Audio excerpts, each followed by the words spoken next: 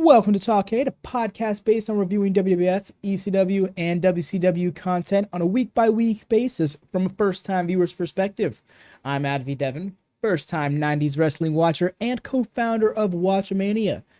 We're currently in the week of May 14th to May 21st of 1994, starting with ECW When Worlds Collide. Not only the first time we're starting off with ECW, but the first supercard in Talkcade's tenure. So we'll be doing 4 shows instead of 3 in our coverage today, which will mean a bit longer of a podcast. Hope y'all don't mind. Before we get started, just want to ask that you drop a like on this video, as it helps us a lot. Do subscribe if you haven't already. Hit the bell to always on for notifications. Talkkcade always seems to come out at some random hour of the night, and not always on the same night. So you want to catch it when it drops. You'll also be able to catch it when we go live for our watch-alongs of AEW Dynamite and Rampage here on the channel weekly, if AEW is your cup of tea. That all being said, let's dive into some ECW. Alrighty, so the way this thing starts takes me back to an old record-at-home-yourself VHS from the 90s and made my nostalgia tingle. Bumped my mic. What also made my nostalgia flare up was this 80s Eastern rock intro that I was digging more than most probably would have. And so we started off officially with What a Man playing, and it made me realize, oh, that's Jason's theme.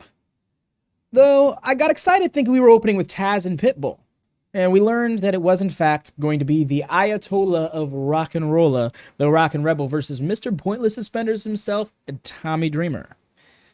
Hell, I was kind of rooting for Rockin' Rebel in this match, which is rich considering he's a Jason guy.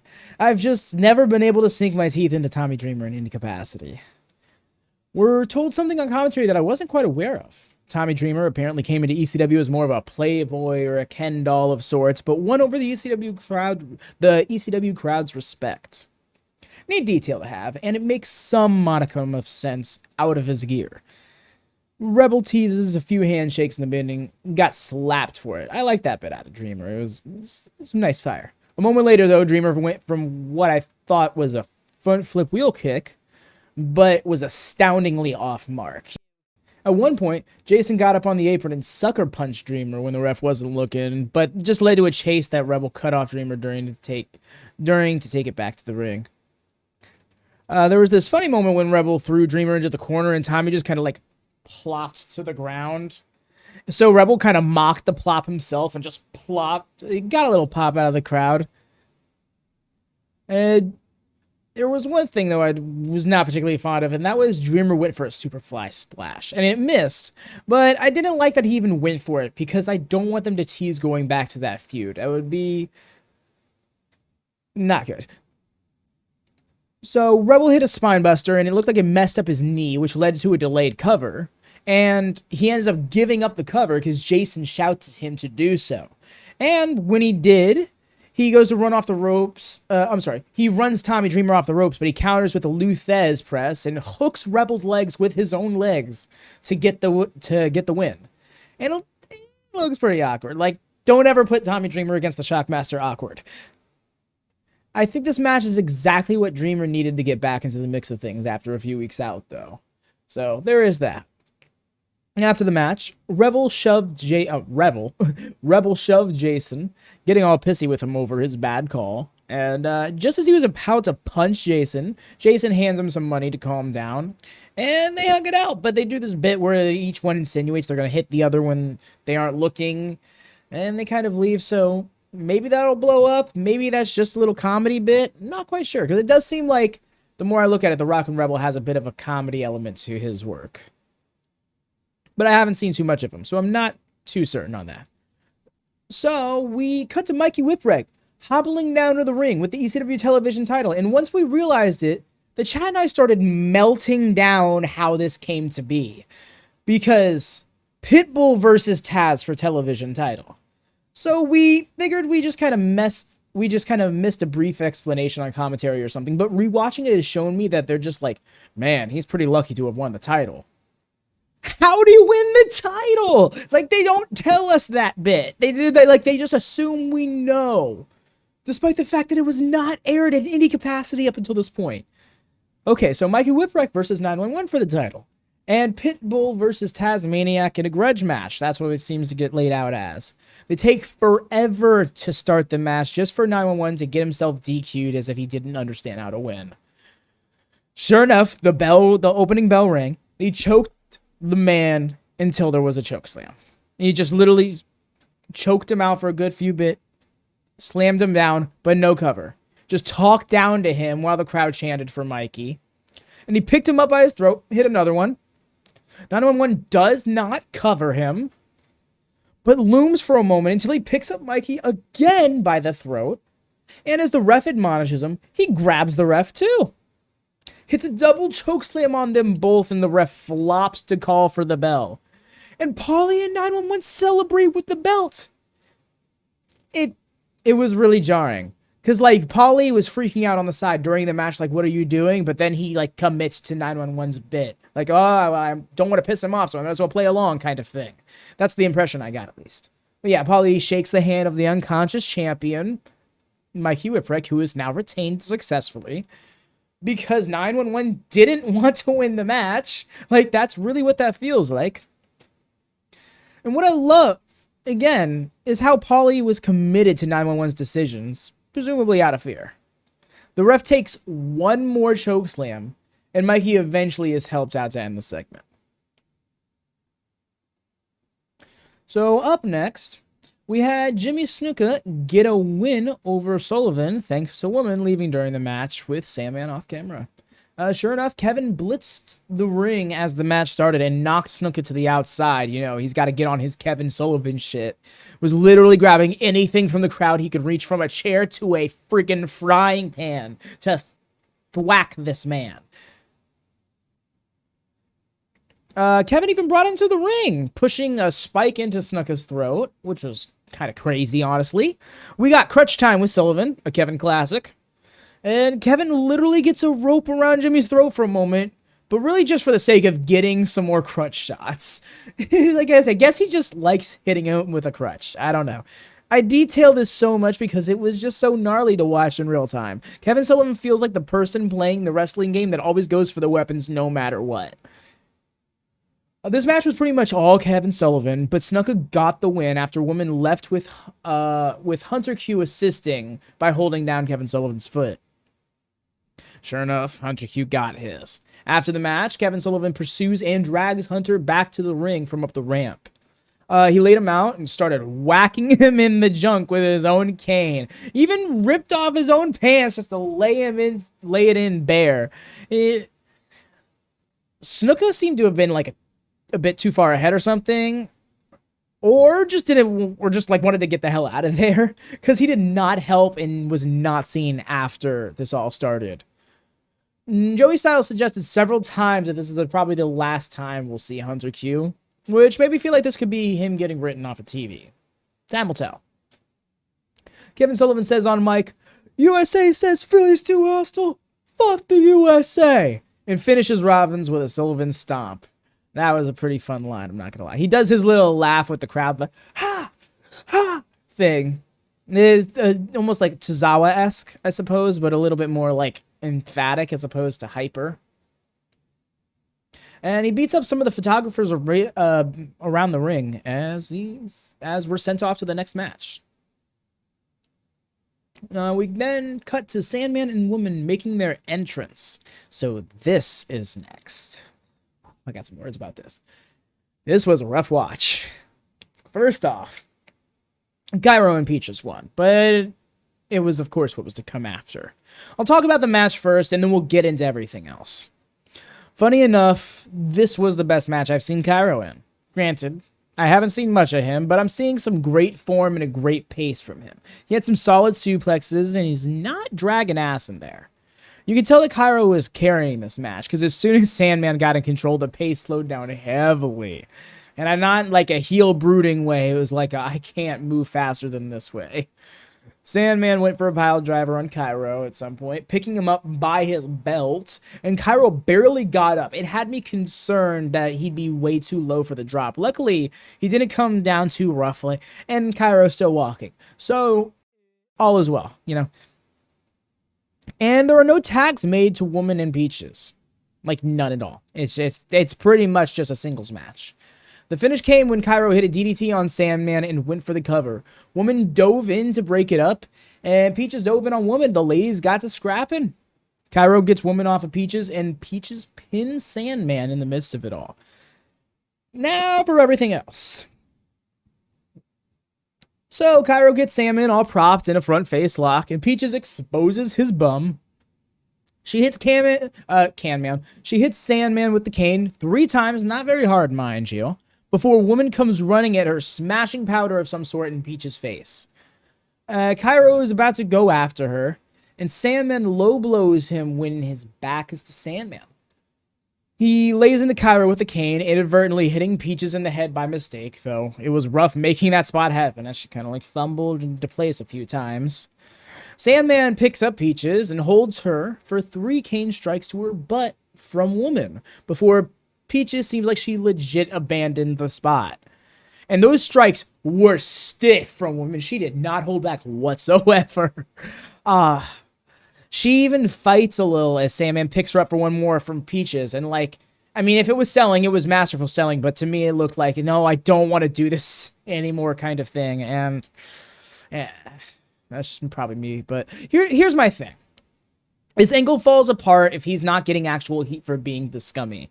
And this crowd cheered Sandman and Woman on their way out. I get they don't control the crowd reaction, but this is where it gets really iffy for me. If a crowd starts getting behind the heels in a story like this, I think it's best to just abandon the story. Don't get me wrong. In a situation like this, someone like Sandman wouldn't go by the stip or follow the rules. Of course, what happened narratively made sense. The thing is, they were supposed to be absolutely hated for it. But in ECW, where do it your way is the mentality, rule breaking and dishonor are commended by the audience, which is revolutionary for the business in some regards. However, it also allows scenarios like this to play out, which are horrible for the business in some regards. Honestly, though, all of that being said, I appreciate being able to see the good and the bad for what it is. Of what it is for it is, even. Not many people in this day and age get to experience old wrestling in this way in real time. With a lack of hindsight, at least, like, having watched the program before. And perhaps hindsight culturally and, you know, time period wise, but not so much in terms of the program itself. And I mean that for general, not for like in general, not just this storyline. So, now we move on to the match that I was looking forward to most on this card. And that is Tazmaniac versus Pitbull. So we cut back to the ring for the next match, and the ref of the TV title match is being announced. But right then, 911 came running and leaped into the ring because he got beef with that ref from earlier in the night. That ref took another pair of choke slams and got helped out as the crowd chanted for 911. Eventually, he just sprinted out. At first, I thought he was chasing the ref down, but then they cut to the actual match, so it almost felt like, oh, I'm supposed to be out of here now. Let me go. Again, sorry, recording this at like 1 a.m. So if I'm a little like goofy or off kilter or stumbling over my words, that is why. So we have Pitbull with Jason versus Tazmaniac up next, and this was probably a match I was looking forward to. Pitbull ended up getting. Sorry, read that. But yes, Pitbull ended up getting the win, but this isn't over by a long shot. So you see Tazmaniac came sprinting down to the ring after Pitbull's entrance, and the brawl was on. Match started. They barely stayed in the ring for the first bit of it. Hell, they barely stayed ringside for the first bit of it, brawling all throughout the crowd. Making it back to ringside, though, Tazmaniac laid into him with some chairs, and Pitbull gave them right back to Taz. Took him to the ring for a nice belly-to-belly. Pitbull looked like he was trying to do what he said, match Taz play for play, but that broke down when he had to eye pluck and low blow to get control. We got a "Where's your belt?" and a Mikey chant at Pitbull from the crowd, and Styles finally clarifies that the title match happened the previous night, Friday night, the 13th. May 13th. Nice. Mikey Whipwreck won the title off of Pitbull, apparently because of Taz, which is weird because he took away the opportunity to win the title that he lost in a fluke to JT Smith. I get that it's probably more about the grudge than the title, and that Tazmaniac is a kayfabe caveman at this point in time, but it's just mind-blowing to see decisions void of this much logic made in ECW on the regular. But hey, welcome to ECW. At one point, Pitbull gets in a heel hook for a bit and works the knee. Really gives that Pitbull surgery he's always talked about. Y'all, I think this is the Pitbull zone of pain. That is a pain zone. We're here. Taz starts cleaning house on Pitbull, however, to the point where the ref has to check on him, which lets Taz's attention fall on Jason, who is on the apron yelling at the crowd, actually, so his back is to the inside of the ring. He gets suplex half and half, and Taz's arm kind of gets tangled up in the rope, kind of funnily. And he just lands high, and while the ref checks on Jason, Pitbull punches out Taz with the chain of the dog collar. Notably, he came down to the ring with that, but I didn't think anything of it because, you know, Pitbull. I dig it, though. Especially because this is looking like it has dog collar match written all over it, and if that is indeed the case, I think that will be a fun watch. Oh, man. So as it turns out, Hawk is not in this 8-man elimination tag match coming up next, thus making it a 7-man elimination tag match. And I will say this match was a little bit longer than it needed to be, given how it played out. So first off, before the match, Shane Douglas gets the mic in the ring and says that he told what it was going to be. Hawk's got a bad knee. He can't take an ass kicking from the franchise tonight. Tell you something counters at one here. And he shouts to Arn in the back. He says that he knows he's a former horseman and that he's still friends with Ric Flair. Shane tells Arn to let Ric Flair know, woo, come to Philadelphia and take an ass beating like a man. And I'm interested to see if that goes anywhere.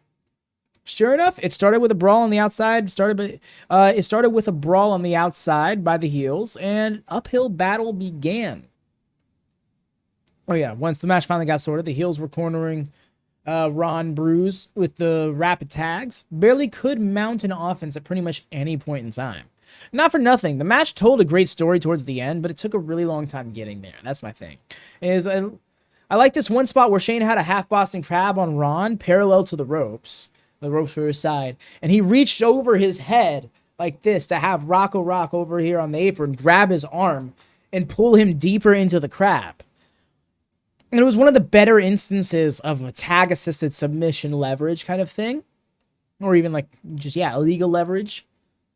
JT finally got the hot tag in, but he quickly took over the role of babyface in peril, but much more convincingly on the grounds that he's not a Bruise brother. Unfortunately, this portion of the match continued to drag, as it was about 14 minutes of this before the Bruise Brothers finally started getting fed up and dived in to start a brawl. Well, dove in, I suppose, to start the brawl.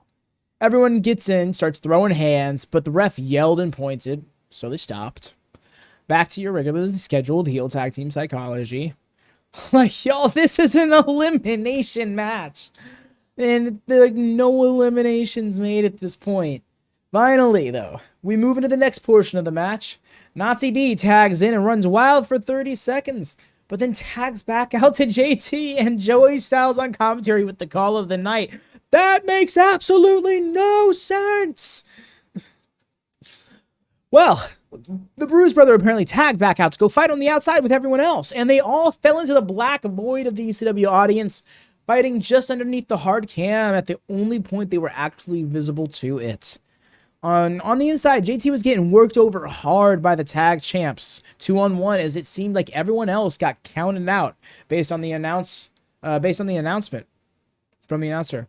Yeah, all those people that weren't tagged in got counted out. Talk about making absolutely no sense, right? Man, this thing almost got me mental. So the ref gets Johnny Grunge back in the corner, and we're effectively left with a 2-on-1 handicap match while the Bruise Brothers brawl with Shane Douglas and Mr. Hughes on the outside. The Public Enemy play with JT way too much, and JT finally bonks their heads to roll up Rocco Rock. Rocco Rock tries holding back JT for grunge, but it goes wrong on the second attempt, and JT rolls him up as well to win as the sole survivor. It was a fun story that stretched out to about 0.75 speed. Also, the countout made no sense. I would understand them getting disqualified for one reason or another, depending on how violent the brawling got in the darkness of the ECW arena outskirts, but no details clarified, just they were out there too long, so they're not in the match anymore, despite the fact that they weren't legal. JT Smith is once again the Wonder Boy in ECW, though. Him and Whipwreck should form a tag team or something, like Tough Luck. Like, come on, why not, right? All right, we move on to the main event, and from the get-go, I gotta say that while this was a good match, I don't think it was main event worthy. I still personally enjoyed the Tazmaniac match. I personally enjoyed the Tazmaniac match a bit more, and if I were booking the card, I'd close the show with an 8-man match. But it was the When Worlds Collide match, and the biggest collision of worlds is taking place in this match, WCW and ECW, all because of Paulie and his technicals. In hindsight, I feel like I should have seen the finish coming. But with how it played out, I'm not too sure I'm into it. So, for starters, Sabu and Eaton got the win after Sabu submitted Terry in a half Boston Crab. How we got there, though, was pretty circumstantial. Terry got worked over the first few minutes of the match, ECW style, when Arn sat pretty on the apron. Arn eventually figured out how things work around here and ran off Eaton and Sabu on the outside with a chair. Arn made the mistake of listening to the ref, however, and gave Sabu the chance to scoop slam Terry back to the outside through a ringside table. Arn did eventually tag in and start antagonizing Bobby as he fought off Sabu, eventually sucker punching Eaton in the corner and putting Sabu there. Bobby, I think, tags in. However, halfway into the ring, he gets pulled out by Terry to the outside and get that ass beat. And Arn starts laying into Sabu again. So, like, this is where the story, the psychology of the match kind of just started to break down. Joey Styles, of course, at one point mentions the former NWA tag title run that Eaton and Anderson had as they finally got to squaring up in the ring. So I guess he did tag in. He went on to mention Eaton also having a run with those titles as one half of the Midnight Express with Stan Lane, who is doing, and I quote, "I don't know what, I don't know where, but shouldn't be doing it." I was like, okay. I didn't hear it during the watch-along, but I caught it the second time around and got a hearty laugh out of me. Back to the match, Arn slapped in a figure 4 on Bobby Eaton, which only fueled my 4 Horsemen theory, especially with Shane Douglas saying what he said earlier before his match. I get that Arn would do that every now and then, but in this match with Terry, who was so caught up on Arn's allegiance, it feels like an interesting bit to me, but I do tend to look into these things a bit much. Someone threw Eaton the legs of the table while he was in the holds, but despite the chair being used in the ring multiple times, the ref took the legs as Bobby was grabbing them and tossed out of the ring. The fuck, ref? I thought it was funny, though, so it's okay. But yeah, there were a few other spots that really demonstrated this.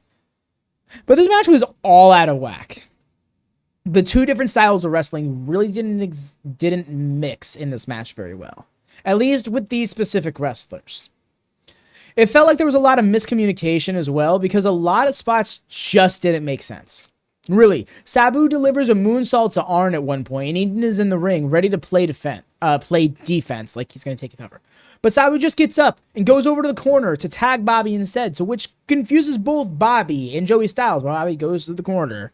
And he looked like he tried rolling with it, even though he was confused, which is what told me that it wasn't a part of the match. One thing I will say, though, Arn Anderson is a friggin' professional. For someone who was probably the least in the know about the course of this match, he would sell every move, every transition, no matter how out of place or out of nowhere it seemed. Arn is the type of worker you'd swear didn't know wrestling was staged.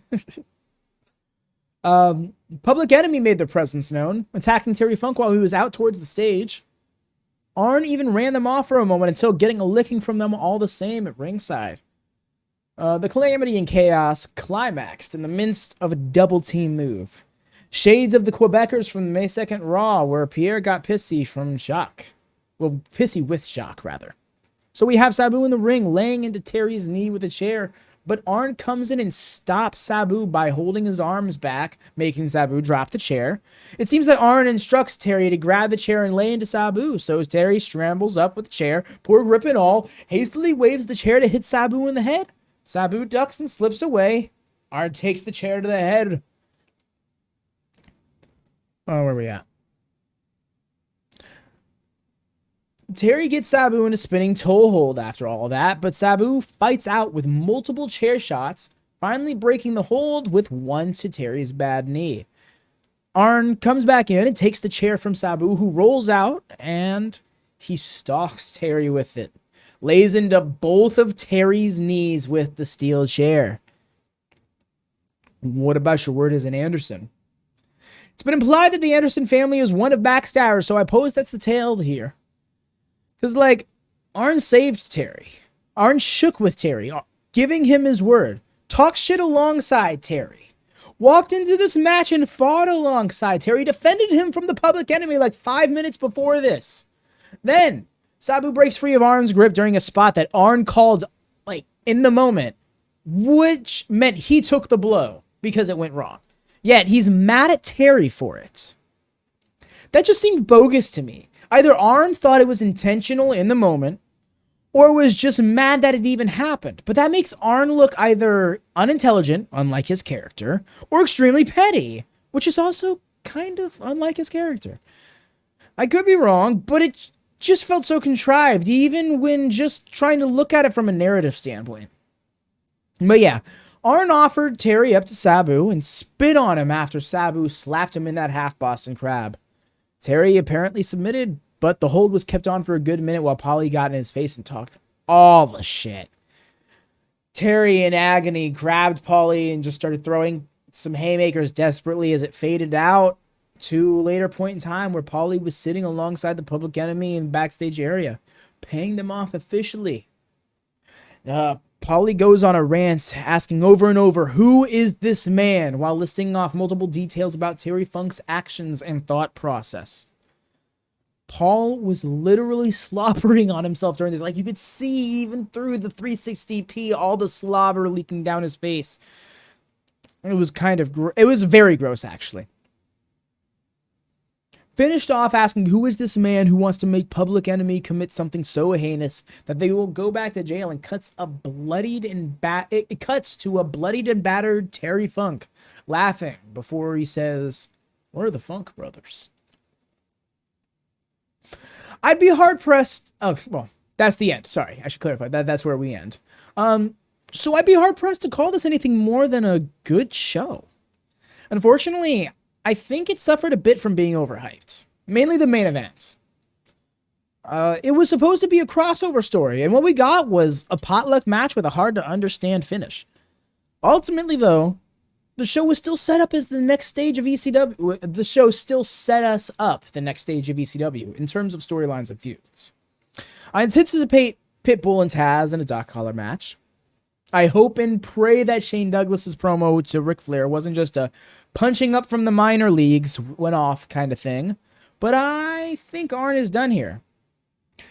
Someone in chat during the stream figured this was them writing him off from ECW, but I still think it would have stood to be a bit more coherent if that was the case.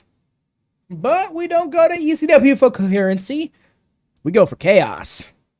Coherency is more WWF shtick, which leads us right into a Raw.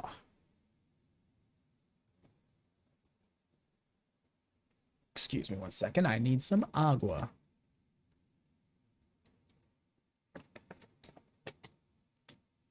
So, we start off this week with a video package hyping Earthquake and Yokozuna by Todd Pettingill to cold open the show before we get the official bangin' as always intro. Macho Man gear greatness, check. Hard to describe this one, but it's a nice mix of pinks, purples, blues, and a bit of orange and yellow. It was like the colors changed every time I looked away and back at it. A funny little bit where Macho Man was like, I hope one thing, that guy flying out of the ring doesn't land on me. And Vince pauses for a moment and is like, what about me? Macho's like, oh, and you too, brother. And puts his arm around him. And Vince is like, let's go. I admit it, I like that bit. Macho Man and Vince are really meshing as a pairing lately. I think the lack of a third person really benefits them.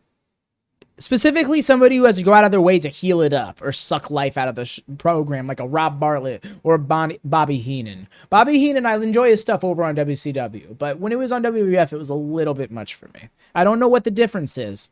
Maybe it's just the environment. Not sure. Maybe it's because Tony Schiavone plays off it more than Vince or Macho would. So, Sparky Plugg comes out in what looks like Coco Beware's gear. Well, I know it's not, but it really had that vibe with all the colors of the patterns. We open up with King of the Ring qualifier between Sparky and Bam Bam. And Bigelow gets the win with a vaulting press off the top from the Eaton in what was a pretty decent match. Sparky stood up bold to Bam Bam, not one to be kept down easily. And he got a good pop when he sent Bigelow to the outside with a drop kick. Bam Bam pretty much controlled the whole match from that point on, though, shutting down Sparky every time he tried to mount some offense. Luna got involved at one point for a bit, and it made me wonder, whatever happened to that program with Alundra Blaze? Maybe she's standing to Johnny Blaze. He got fucked up by Taz something fierce last week. I know they're not related. It wasn't anything spectacular, but I enjoyed this match. Bam Bam was putting more of his athleticism in this one, and it also served to show us Sparky Plugg's grits. I'm interested to see Bam Bam's match in the or matches, I should say, in the King of the Ring tournament. It all happens in one night. Well, I suppose, assuming he wins any of them. So yeah. We move over to the King of the Ring report with Todd Pettingill, who lets us know that Brett has accepted Diesel's challenge. Well then, Brett accepted. Is he ducking Owen? I really hope that this is the part of the story and not just Vince being like, all belts on a tall person. The Harts don't need the belt, or something in that ballpark, you know? We're informed that we have Lex versus Double J in a qualifier match on this week's upcoming Superstars. Will be interesting to find out who won it on the next Raw, because I don't watch Superstars. We get a nice enhanced matchup next from Diesel against Mike Miraldo. Wasn't a good night for Mike. He got yeeted into the corner and then by the throat to the outside for Dare trying to fight back, like right over the top rope. Just gone. Diesel spent a few more minutes picking Mike apart and put him away with the jackknife. It really was not anything more eventful than that. Diesel ran roughshod with little effort, and it's fairly impressive, all things considered, but I'm not exactly looking forward to this champion versus champion match because I'm so invested in this Owen and Brett situation. So, we get another random person telling us about their Undertaker sighting. This time around, we had this dude putting gas in his car, telling us how he saw a hearse come driving by, with the Undertaker standing on top of it, before it disappeared. And I think the best part of this is hiring random non-actors to try and portray this real people seeing crazy fantasy stuff happening, and it coming off as ridiculous and unbelievable. Even Vince is like, I don't know about this, Chief. In character as we cut back to the King's Court. I appreciate it, though. I'll never get over 6-foot wedgie guy. So now, hope y'all like King's Court. It was 1/4 of this whole episode of Raw. So we open up with Jerry Lawler in the ring alone. Says he thinks we're repulsive, which has him bring us to Roddy Piper. He then went on to say he found out why Piper wears a dress. Transphobia incoming. Tells us that doing some research on Piper, Jerry found that back when Roddy was 18, he was drafted to be in the Army. To get out of it, Roddy put on a dress and high heels when he went down to his physical. Quote unquote, the Army didn't take him in, but the doctor sure took him out, was Jerry's line, to pretty much no reaction. Even this 90s crowd was not really about it. Gotta love Jerry Lawler, though, right? Tell you something counter was up to 2 this time. Nice. Says that Roddy is dealing with a real man now, and that when the King is through with Piper, he'll be the pits. Okay. So we go to break and come back to the King's Court. And now in the ring with Jerry is Ted DiBiase with Nikolai Volkov in their respective get-ups. Jerry refers to Nikolai as DiBiase's newest purchase. DiBiase runs down how broke Volkov is with Lawler, with Ted emphasizing how everyone has a price. Ted questions if Volkov really likes him, to which Volkov tells Ted he hates him. Ted cackles at this and tells Volkov to remember who's paying the bills. Jerry Lawler states that while Ted looked like $1 million, Volkov looks like 10 cents. Ted claims that he solved that problem while disrespectfully taking Volkov's hat off and throwing it down. Volkov almost punches him, but the dynamic is played up too for him not wanting to get fired. Ted states that he has some new gear made for Nikolai, which came out of his pay. He says that first off, the $1 Million Man's colors are black and gold. Hands him some black trunks with the property of the $1 Million Man in sparkly gold letters on the back. Ted and Jerry just outright bullied this man. Like, seriously, Ted makes him put on the trunks right then and there. Ted then addresses his jacket, which represents both the nation he's from alongside the U.S., and Ted tells him to take it off. Volkov goes to do it, but initially refuses. He ultimately does, though, when reminded of the stakes. Ted instead gives him a tuxedo shirt that reads the same as his trunks, but with a cent sign. Ted closes it out with, well, he doesn't look like $1 million, but he looks like he has a little sense now. Ha ha ha ha ha.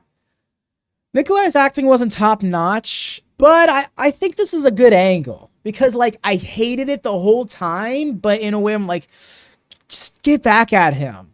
Vince played it up a little too much on commentary, but it was still done right, I think. I didn't like Jerry's jokes from his solo bit earlier, but he played a good supporting role here to dastardly millionaire DiBiase. This got the right kind of heat and sympathy, especially because just a few weeks back, we saw Nikolai demonstrating his pride and his acceptance of his tribulations. Now, don't get me wrong, when I said I wanted Nikolai back after last week's King Court, this isn't what I meant, but I'm seeing the potential here and where it can go. Hopefully we get a good payoff, but I find that in an interesting situation, as Ted retired in late 93 due to a neck injury, so I don't foresee him taking any bumps. Time will tell, though. So, Cyndi Lauper hits. Girls just want to have fun. Owen Hart comes out.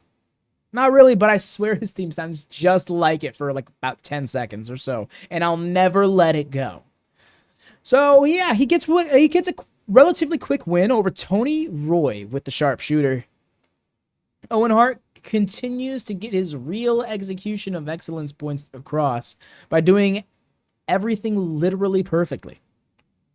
My complaints are quelled, as it's stated that Owen Hart is going to be getting a title shot during the WrestleMania Revenge Tour. There was also a great bit where Vince sprung an ad read on Macho Man like he did with the Yoko match a few weeks back. Macho did very well. Owen spoke about getting revenge on Bret and beating him once again for all the childhood subversion that Bret put on him. He lays in a calf kick and some slaps on Tony Roy after the match, and he puts his glasses on Tony and holds his face to the camera while berating him, yelling incoherently, at least to me. Owen still continues to be the most interesting thing in WWF for me right now. The stuff is fantastic. And if this story keeps a focus on him and Bret, with Diesel being more of a plot device to them than a semi running over them, then Diesel's presence may actually enhance this situation. So my complaints from earlier really came around by this point of the show. So we fade to a dumpster or something, I don't know, with it opening up to reveal Duke Droese waking up. He was literally sleeping in the dumpster on trash, saying it was time for him to get up anyway. Generic promo that sounds like it was written for a WWF kids show or something. I don't know. This is painful. This character is DOA, man. I don't know. The fact that there is even somebody who popped up in chat a few weeks ago during the first vignette like, look, the dumpster, made me go, this character was remembered, because I have never heard of this guy before these watch-alongs. So while the ropes were being taken out for our WWF sumo match, we get Owen versus Earthquake announced in a King of the Ring qualifier announced for next week.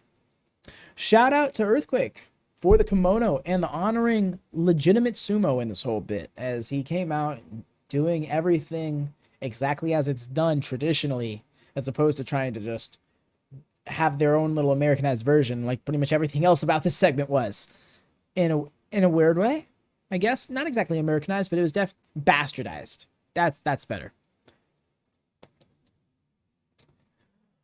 I tried so hard to get into this match for what it was. I was unsuccessful. It was big dudes pushing each other. Earthquake won with a shove. I'm serious. They stood in their respective corners and threw salt. It looked like Yoko may have done it the wrong way first time. I say the first time because when they walked to the center and they stood off and they took the 3-point stance, they stood back up and returned to their corners. So the salt bit again and throw to the side. Clap their hands to turn back around. Return to the center. And they stood off once more. And then they stood up and returned to their corners again to do the salt bit a third time. And now we returned to the center once more and we stand off. And then we don't. And then we stand off. It was a bunch of nothing for like 4 whole minutes, y'all, I swear. Vince was psyched out like 5 times. You swear, Vince was like, and here we go! And they're not going, kind of thing. Like, he really was great. It was great that Vince was getting played just like we were. Unless he was really feeding into it. Could have been either or, but I think it worked out. They finally started by trucking each other. And then it became boring. Once they clasped, got each other by the mawashi, and they were just shifting each other's weight around the ring. Until finally, the shove heard round the world. Yoko fell and then just rolled off the mat on his own.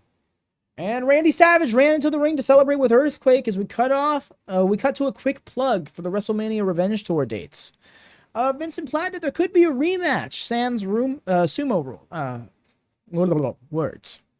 Vince implies that there could be a rematch, sans sumo rules, but some point during the Revenge Tour. They plug next week's card for WWF, and we close out. So aside from the sumo match, I think this was a decent Raw.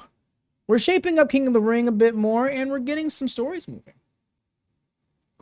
It's nice because we had a hefty lull after WrestleMania for a few weeks, and I feel like it was taking us a bit to get going. I think they could have stood to put in events in between King of the Ring, or move it up to like the beginning of June at least. So we could have been doing all this stuff 3 weeks ago and not had the lull. But anyways, onwards to ECW Hardcore TV. No, this will probably be a shorter review of Hardcore TV, as this show has a lot of recap from the Supercard. We open up on Kevin Sullivan's line about the USA Today's mention of Philly's hostility from the Supercard, which is what I'll be referring to When Worlds Collide as for the sake of brevity. And we get an 80s funk music intro while this showing us newspaper highlight package around the news that Philly is too hostile of a city. Maddie is high as usual, this time welcoming us hostilely to this hostile program with a hostile recap, with the theme being hostility, both before and after the music video. We go to another music video highlight package, this one highlighting Terry Funk and Paulie's feud since Arn and Eaton came around, with Thunder Kiss 65 by White Zombie playing. We then get some actual recaps of both the Public Enemy segment that closed last week and the main event of the Supercard, concluding with Arn turning on Terry. We cut to a post-show promo from Terry Funk after the recaps conclude. He figures that we might not be very proud of him right now, as he isn't very proud of himself either. He says that not too many times in his life did he just give up. But in recapping the whole match out of order, he says that comes a time when you can't beat 5 men, that you need help. Terry Funk mentions that he hasn't asked for help in almost 10 years. He goes on to say that his brother is a lot older than him, but he needs help from his family. He admits that his knee was hurting and will be for a few weeks too, but he has his dreams. He has crazy dreams of sitting up in the stands of a Philadelphia stadium in the 7th game of the World Series. That he dreams so much about going to the plate and knocking the leather off a ball for a home run.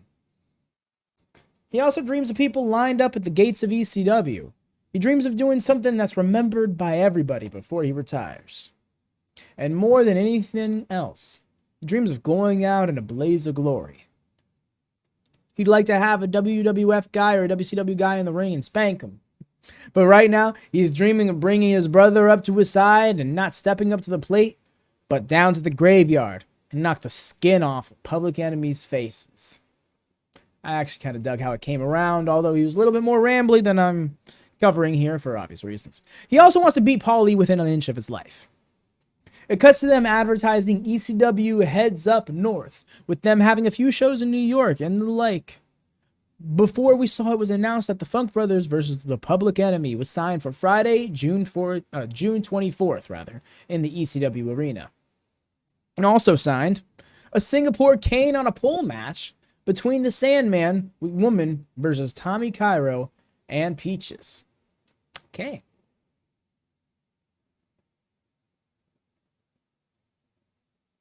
I find it funny that ECW is going to be on WWF's turf at the same time that WWF is going to be on ECW's turf. But it also wasn't too long ago that then ECW TV champion Jimmy Snuka was on Monday Night Raw for a cameo. So who knows what could happen. Anyways, back to the Funk Brothers. Honestly, if Dory rules just as much as Terry, then this will be a fun match. The promo was what it was. A Terry Funk promo. That is, disheveled yet impassioned. I like them in a very unique way in that they're not traditionally good, but they always feel very genuine. So we come back from break to the Public Enemy calling each other champ over and over, which I felt like I've seen before. Sure enough, they cut to older clips of the Public Enemy with some narrative text connecting it. First by the tracks claiming that it's their home, then behind a building of sorts sorting through roster members' wallets. We were all confused at first, but we soon realized that it was just kind of showing us who the Public Enemy are in a in case you're new manner. We're mainly confused because some of these clips were from '93, which we did not watch through WatchaMania. We got a present day promo from the Public Enemy. Rock says that the fun and the playing with their opponents stops here. They worked their way out of the hood to become the ECW Tag Team Champions. They are proud and have done everything humanly possible to get these belts, and they're going to keep them. Oops, sorry, lost my place. Rock says that he heard what Terry said and says that they're going to help him. Johnny Grunge chimes in, and they talk about how Terry sought out help from Dory. They ramble a bit about how the Funks think they're going to walk in and take their titles, and that they haven't seen Public Enemy when they're really pissed off. Their mics start peaking, and headphone users are pronounced to cease as they both get really loud with their already blown out voices. Hey, damn, they could always Talkkcade with that mic quality. On one hand, I dig the intensity. But on the other, I think even with the obvious editing, it wasn't their best. Time will tell if more intense Public Enemy is a good thing, or even a consistent thing, for that matter. I wouldn't be surprised to see Rock doing the step in his very next match. And we get a bit more of that roughneck music video highlighting Mr. Hughes, and we cut to Matty. He notes that the last time Mr. Hughes was as pissed as he was brawling with the Bruise Brothers was when he faced Sal Bellomo back at the night the line was crossed, which I think was in February. So like 3 months ago. We're about to get a 3-month-old match. Yeah, we cut to this several-month-old match that I admittedly don't remember. Hell, I don't even remember watching it on the live stream last weekend. Mr. Hughes ended up winning this match with the intervention from Jason at just over 5 minutes in. Sal Bellomo kept body blocking Mr. Hughes, rallying the crowd as he tried to knock him over. Admittedly, went one too many, but yes. Jason sweeps Sal's leg the final time, and Hughes puts Sal away with his sidewalk slam. I mean, it was fair for what it was, but it definitely felt like a match to replay for the sake of filling out the episode. We turned from a break to Matty putting over how in the hostile land of Extreme, it's a wrestler that holds the belt, and sends us to Shane Douglas. Great promo by Shane Douglas. This might sound weird, but he's got a great voice. He mentions that USA Today prides themselves on being the greatest paper, but it took them all this time to figure out what the franchise knew all along. Philly was the most hostile city on the planet. He talks about how at When Worlds Collide, they didn't come to see anything else by the man who calls himself the franchise. He told Todd Gordon 7 months ago that he'd get numbers up on all fronts, and he did just that. He is what he says he is. Now, he showed us a 5-second clip of the brawl on the entrance ramp to prove he's a nice guy, which I found funny for what it was probably intended to be heat, because it was a very indiscernible clip. Yeah. We end up cutting over to Cairo after Matty gets over his hostility towards Shane. Tommy Cairo says that everyone asking what happened Saturday night, and that you can see the scars from it. However, he gets knocked out cold by a stiff cane shot over the neck by Sandman as he's saying the word scars. Sandman shouts, "Instant replay, baby!" Says that he and Woman will be back with their thoughts, and whacks Cairo again, telling him to pay his bills. We return from a break to Sandman, clarifying that he and Cairo did it Sandman's way, and that all he had to do was pay. Reiterates the money thing we talked about before. Asks if Cairo's pain was worth not paying the $100 that would have called it even in Sandman's mind. Sandman asks Peaches what was going through her head when she pinned him in the ring. Clarifies that he knew what went through his mind, looking up and seeing Woman next to him, that Peaches couldn't be Woman in 10 lifetimes. He then does the bit where he puts a cigarette in his mouth and Woman lights it, because I guess they like doing that. Sandman emphasizes that he realizes how great Woman is and how far she's going to take him in this business. Woman says that she's been known to enhance a few careers and invites Sandman to come with her to find out how far they can go. The Sandman cackles. Don't quite get what... Oh, they're gonna sex. Got it. Matty brings us back and then replays the promo Heyman cut at the end of When Worlds Collide. And afterwards, Matty talks about the upcoming match as if he didn't know the results, and we cut to Pitbull coming down to the ring as ECW television champion to defend against Mikey Whipwreck. This match apparently took place on the night before When's World... Oh, this night... Wow, it's so hard to say it because it's weird like that. This match apparently took place on the night before When Worlds Collide, Friday, May 13th. Looks like Friday the 13th struck the Pitbull in the form of the Tazmaniac. Commentary over this match, done by Jay Sully, I believe, was numbing with how dull it was. Mikey got stomped and clobbered, as you'd expect. Pitbull demonstrated his moveset using Mikey Whipwreck as a training dummy. Could have had a victory at one point, but stopped a pin he was doing. I very much enjoy watching Pitbull perform. His slower offense was meh, but the intensity sells everything for me. So Tazmaniac comes out and gets up on the apron. Pitbull misses a massive flying boot and gets nonchalantly covered by Mikey Whipwreck. It was so nonchalant, Pitbull didn't even realize it, and was selling his nuts hurting by writhing on the ground, thus making his shoulder roll up at one. Fortunately, no one cared, and Mikey escapes with his consciousness and the ECW TV title as we close out with Terry Funk's closing line of, "Who are we?" We're the Funk Brothers. So, first off, I found that whole situation hilarious. My thing with Taz costing Pitbull the title is, you were literally about to challenge for that title, but there were several things to negate that criticism. If we were to believe that Tazmaniac is actually a pseudo-Neanderthal, then he isn't thinking that deep about it. He came out to get him some and that was it. If your mindset is, it's more of a psychological psych out within the confines of kayfabe, which I just don't think is the selling point at this moment, then you could say he thinks he'd get the title back regardless, and he's more intent on messing with Pitbull. This ECW episode was okay. Pretty much all replays save for that TV title match, which served to correct some confusion more than anything. But I enjoyed the show. It was a fun time. So now we move on to the May 21st edition of WCW Saturday Night. We get an odd opening with replays of Pillman. Cage Match reveals that they were from a dark match earlier in the night, actually taped before what was the May 14th Saturday Night. I got a feeling that this taping of this episode, for whatever original source, was late to start or something, but I don't know. I just felt the need to include that in case that actually had something to do with the show. So we start off with Steamboat's entrance as he enters for a match against the Shadow.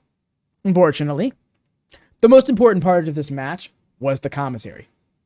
Tony and Heenan discussed legends on commentary, going over Lou Thesz's 4 decades as World Heavyweight Champion. There was some very meticulous corner work done, but Ricky gets to fire up and wins with a diving crossbody after about 4 minutes or so. Fair, seeing as he just worked a half-hour match with Flair at this very same taping. And after the match, we get a quick rundown of the full Slamboree card by Gene over in the Control Center. So we return to Gene Okerlund, who brings on Sherry for a progress report. She says she's narrowing it down, but ultimately still has not found that man she's looking for to take her to new heights. This promo has more or less been the same for about the last 4 weeks now, and I'm ready for us to hit the next phase. Hopefully she has some sort of move come Slamboree, because at this point I'm scared that her arrival actually has nothing to do with the Shane Douglas and ECW sending her on a vacation bit. So we head down to the ringside for our next match with Harlem Heat coming out. We got a whoop, there it is chant going. So Quinn Nash and Bobby Walker start playing up to it, but Kane shoves one of them for waving their arms to a chant very clearly intended for Harlem Heat. Harlem Heat won this match fairly quickly, which the way I like my enhancement matches, you know this by now. The babyfaces had a fiery showing for a good minute or so on Kane, but he turns it around and tags out to Cole, who wrecks Quinn Nash for daring to whoop at the finding of something. A few more tags before they win with a high-angle powerbomb, elbow drop combination. Was awesome. Disrespectful pin with his knee over Quinn's chest, hit the double buys as he stares down Bobby Walker on the apron. We get another plug in the Control Center, this time with a full recap of Larry Zbyszko and Steven Regal's issues.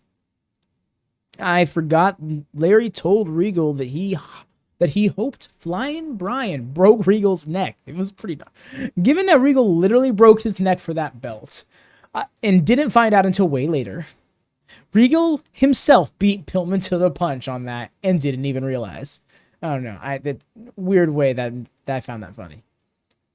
We get a replay of Larry clocking William and tearing the shirt off of Regal and cut to a pre-tape promo from Regal. Regal states that in Philadelphia, the only city that knows Zbyszko, he will expose Larry. Says that he was once something long ago, but is now a has-been. Claims that he will prove Zbyszko is like America, stupid and worthless. Cuts to Larry's pre-tape, with Larry claiming he knows Regal has done his homework. Says that he's not royalty, but he's going to give Regal the wrestling lesson of a lifetime. The graphic says grudge match, but Gene says defend in reference to the match, so I'm interested to see if this is actually a title match. We return from a break to get a plug from Gene about the hotline before taking us to the ring for taking us to the ring for a DDP match against Dave Hart. It was nice to see Diamond Dallas in a match. This is only the 4th time or so we've seen him on Saturday night.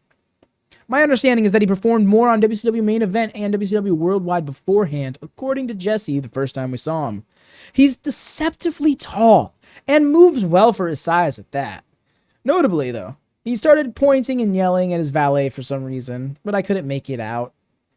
I'm sorry. Notably, he was pointing and yelling at his valet for some reason, but I couldn't make out what he was saying or the context of the yelling. He could have either been, oh yeah, see how good I am, or he was getting pissy with her over something. I couldn't tell. He ended up winning with a neutralizer after a vicious showing over a few minutes. He works an aggressive style very well. I didn't know that was a thing he did. Interested to see him get involved in a program sooner rather than later.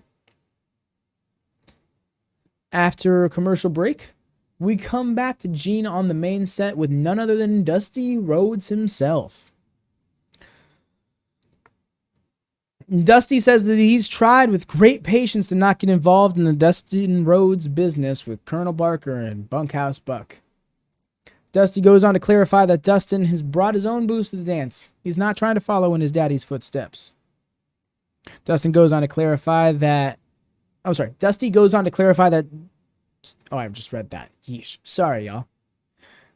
Despite the fact that less than a year ago, Dustin was talking like Dusty in his promos and segments for about a month, I find it interesting that that was something Dusty needed to clarify. Dusty continues on, however, talking about how he gets the feeling like he needs to step up and get involved when he sees Dustin getting beaten and bloodied. But Dustin insists on doing it himself. Dusty Rhodes claims that if Colonel Parker dares lay a finger on Dustin at Slamboree, Dusty will stomp him out. Doesn't care how old he is, he's young at heart, and he's got thunder in his gut. Tell you something, Counter. Up from 3 to 5 in this promo alone. Fucking hell, what a promo. This is just a small reminder of how magnificent this man is with his words and energy. Gene sends us down to ringside as Lord Regal makes his way out for a TV title defense against Kenny Kendall. Heavy USA chants during the match because foreigner. During the opening part of this match, Heenan goes on a complete rant about Dusty Rhodes. Tony Schiavone berated him for it eventually, even suggesting that when announcers run their mouths, they tend to end up back in the ring, bringing it back to Zbyszko, the opponent of the champion defending right now. Seriously, I get that it's an enhancement match, but it's Regal. Come on, y'all. Build your imaginary Bobby Heenan versus Dusty Rhodes match someplace else. So the focus is finally back on the match. Tony says that during Heenan's tirade, they've been watching a master of ring technology. It's an interesting way to put it. However, Regal is indeed scientific, picking apart Kenny, and eventually wins with a what the fuck lock. I couldn't properly describe to you the way he was hooked. A mix of a leg lock and an abdominal stretch while prone on the ground is my best attempt. Was not the Regal stretch, that's for sure. But it was the win. A decent warm-up for the pay-per-view, as well as a decent warm-up for Heenan's hot takes. Like, gosh. We get a recap of the ending segment to Saturday Night 2 weeks ago when Bunkhouse Buck clocked Dustin Rhodes during his match with Steve Austin. It leads us to a Buck and Parker pre-tape where Parker says it's only one more day until Dustin gets his. Buck starts rambling that it's been too long since he busted somebody's lights out and that he's going to swing Dustin from one end of the barn to the other. Cuts to Dustin, who cuts a fresh pre-tape for his segment, but effectively cuts a consolidated version of the last promo he cut about Buck and Parker laying out the facts and about them being two possums hiding in a tree because they're scared of this 24-year-old punk kid. It's almost word for word, same beats as the last time. I really hope this is the end of this feud. I'm kind of done with it at this point. It's not even particularly bad for what it's meant to be. I think it's actually kind of serves its purpose, but I'm just not a fan of either of these guys at this point in time. I love Dustin in the 2010s and beyond, but it's not clicking with me here yet. That's probably a little unfair, but I feel like it was worth putting out there. We take a commercial break and return to Gene on the main set with Mr. I don't carry around my belt for whatever flippin' reason, WCW World Champ Ric Flair. Why do you not carry your belt? It bothers me so much. Maybe it's just a me thing, but I'll never get over it. If you're a champion, have your belt on your person at all times, you're a wrestler. Gene acknowledges that ever since Spring Stampede, Ric Flair has been quiet on the matter of Hulk Hogan. Flair says that it's one step at a time when you're walking the great path of greatness. Redundancy is redundant. He says that anyone who is on the inside of this business knows that Hogan was in Chicago, and Ric Flair knows why Hogan didn't come down to the ring. He says that if Hulk wants to stake it out again in Philly, be it from the rafters, the production truck, or the 10th row, that diamonds are forever. Flair then addresses Parker and claims that if he steps on his toes again, the lights go out. We head down to a ring for a match between Arn Anderson and the Gambler. Turns out the Brain went on a coffee break at the start of this match. Guess we know who he considers the piss break, right? As Tony Schiavone plugs a potential follow-up interview with Hogan and Gene as Arn schools Gambler in the open moments of this match. That was a sentence. My notes were not written very well there. As Tony Schiavone plugs a potential follow-up interview with Hogan and Gene, Arn schools Gambler in the opening moments of this enhancement match. Thanks, Google Dictionary, for not correcting me there. WCW really wants to bag Hogan, it seems like. But I feel like if he was coming to WCW, he would have done it by now. He's just keeping his name relevant. Eventually, Tony, or he's playing contracts. Maybe he's trying to play up to Vince to get a bigger payday. I don't know. Eventually, Tony brings it back around to the match at hand vaguely as he talks up Arn's desire to reunite the Four Horsemen.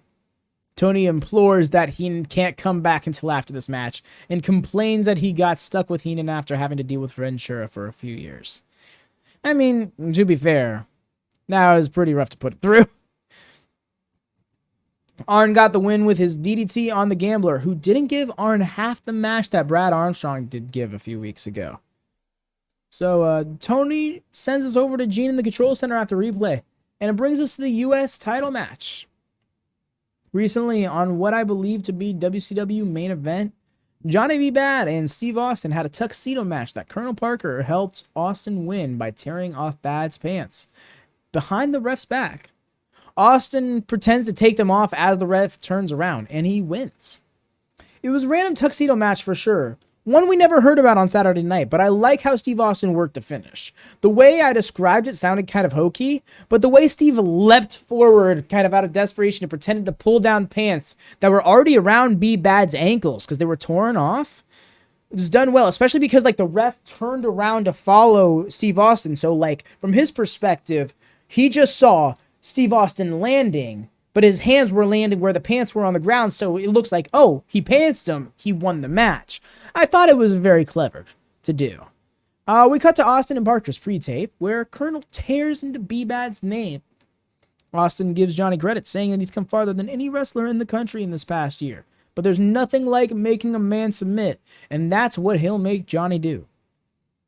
We got over to Johnny B. Bad, who talks about how long he's waited for in this... Yeah, about how long he's waited for this match, and for a belt to be around his waist. He says that there's no better place to win it than in the city of brotherly love, or the city that you'd slit your grandmother's throat in for whatever convenience, depending on who you ask. Tell you something counter though, up to 6. Fucking hell. Pretty cookie cutter promo here by Be Bad, but it's, and kind of Austin for that matter actually, but I'm sure it'll be a good match. I admit, they haven't really done anything to convince me Johnny has a chance of winning the title. So there's that, but again, good match, and Austin's a great champion right now. I don't think we need to rush to take it. Not rush, but we don't need to really worry about getting the belt off him right now. So we take a break, come back to a hotline plug, and an enhancement match for young up-and-comer Terra Rising. Really does seem like he's learning still, especially given some remarks by Heenan on commentary about how he's learning to slow down. Honestly, if he's as green as implied, then that would explain his scarce appearances. I really dig Terra's moveset, but some psychology to it would be even better. He wins with an inverted Indian deathlock that took way too long to set up, but I like him with a submission finish. He says to the camera, "I'm the future of professional wrestling." Is this the beginning of the reign of Terra? So, a lot of Control Center tonight because we jump back over there again for a full recap of Rude and Vader's feud up until this point, since back at Spring Stampede. We get a Vader and Harley pre-tape. Vader is going off about how much of a coward Rude is to stand face, how much of a coward Rude is, and to stand face to face with 450 pounds of the most powerful wrestler in the world. He states that sneaking up from behind is the only way Rude can get the job done. Tell you something, counter is up to 7. I think we're breaking records here. We cut over to Rude, who paraphrases Humpty Dumpty to mock Vader and race with. That come slamboree is going to prove that fat is not where it's at. It was into Vader's promo. It was very Vaderish. Rude's just felt a bit one-dimensional for me, but they only had 30 seconds, so fair play. We return from a break, being informed that we'll be getting a match between the Armstrongs and Roma and Orndorff. We're shown a replay of WCW Pro Wrestling, their Saturday morning program, where Orndorff steals a pin while not being the legal man. This is what led to a rematch being scheduled for Saturday night. So, the Pauls make their entrance to this match, and it's going to be hard for me. It was hard for me. I've nicknamed Paul Roma and Paul Orndorff Team Apathy because that is all I feel when they wrestle. That being said, Brad Armstrong really turned up the excitement for a moment with his brother Brian helping clear the ring out. The rest of the match was pretty standard, save for the extremely awkward elbow drop that Orndorff did, as well as the finish that saw the match break down again.